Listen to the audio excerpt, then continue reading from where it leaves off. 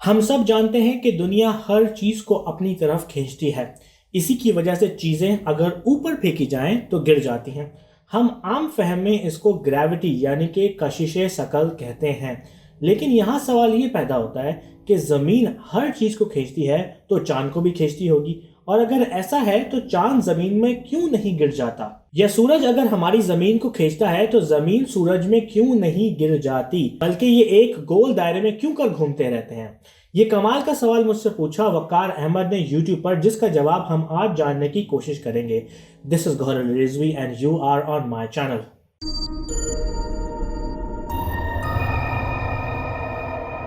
हम सब ग्रेविटी से आशना है।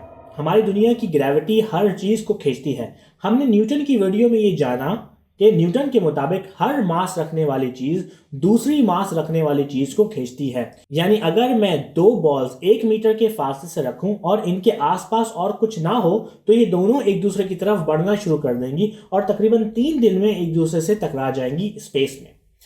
हम आज की एग्जाम्पल में जमीन और चांद को डिस्कस करेंगे। मैं बहुत डिटेल्स में नहीं जाऊंगा, तो मैं इसको टू बॉडी प्रॉब्लम्स के तहत ही एक्सप्लेन करने की कोशिश करूंगा। हमें सबसे पहले ये जानना होगा कि गिरना क्या होता है। व्हाट? हम सब जानते हैं कि गिरना क्या होता है। कोई ऑब्जेक्ट यहां पर था और फिर वो यहां से गिर गया। लेकिन थोड़ा सा डीप इसमें जाएं तो पता लगेगा कि हमारी दुनिया इस ऑब्जेक्ट के ऊपर एक फोर्स लगाती है इस डायरेक्शन में, और अगर किसी ऑब्जेक्ट पर यह फोर्स लगेगी तो वो इसी डायरेक्शन में गिर जाएगा।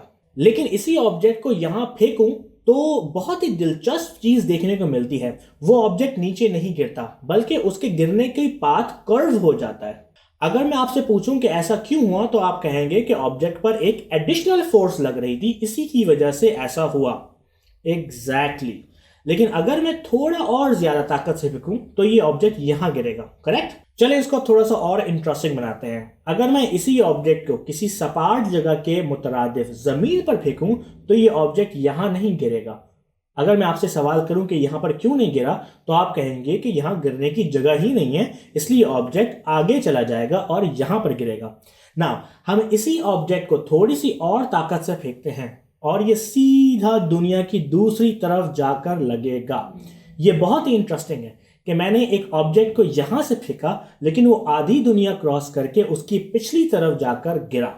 अगर हम इसी ऑब्जेक्ट पे फोर्स बढ़ाते जाएंगे तो ये ऑब्जेक्ट एक वक्त ऐसा आएगा कि इसको गिरने की जगह कभी मिलेगी ही नहीं और ये घूमता रहेगा।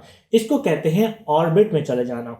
इसी वजह से गाइडेड मिसाइल्स, सैटेलाइट्स वगैरह चलते हैं, क्योंकि उनको इस तरीके से फेंका जाता है कि वो कभी गिर ही ना पाए। लेकिन वो हर वक्त गिर रहे होते हैं, लेकिन उनको जमीन ही नहीं मिलती गिरने के लिए। अगर इससे ज्यादा फोर्स होगी तो ऑब्जेक्ट ऑर्बिट से बाहर चला जाएगा। इस साइड पे लगने वाली फोर्स को हम एंगुलर मोमेंटम कहते हैं, जिसकी वजह से ऑब्जेक्ट गिरता नहीं है। इसी वजह से चांद जमीन पर हर वक्त गिर रहा है, लेकिन हर बार वो जमीन को मिस कर देता है और फिर चांद अगले चक्कर में चला जाता है। कमाल की बात यह है कि Mercury, Venus, Earth, Mars, Jupiter, Saturn, Uranus, Neptune, Pluto का एंगुलर मोमेंटम इतना प्रिसाइज है कि वो हर बार सूरज को मिस कर देते हैं और अपने ऑर्बिट में ही रहते हैं।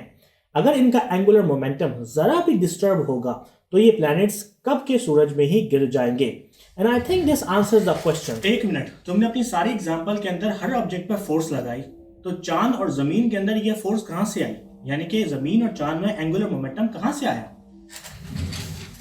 Good question. इसके लिए हमें बहुत पीछे जाना पड़ेगा। हमारे प्लैनेट्स एंड इनके मून्स में एंगुलर मोमेंटम सोलर सिस्टम के बनने के दौरान आया, जब हमारा सोलर सिस्टम सिर्फ एक मॉलिक्यूलर क्लाउड था।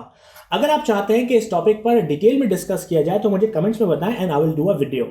इसका फॉर्मूला जेम्स जीन्स ने बताया कि किस तरह एक खास कंडीशंस में सोलर सिस्टम बन सकता है मॉलिक्यूलर क्लाउड्स की वजह से, और उनमें रहने वाले प्लैनेट्स को एंगुलर मोमेंटम मिलता है। होप कि आपको ये वीडियो पसंद आई हो। मुझे YouTube पे सब्सक्राइब करें और इसके साथ साथ ये रिकमेंडेड वीडियो जरूर देखें जिसमें मैंने डिस्कस किया है कि हमें कैसे पता लगेगा कि दुनिया सूरज के गिर्द घूमती है।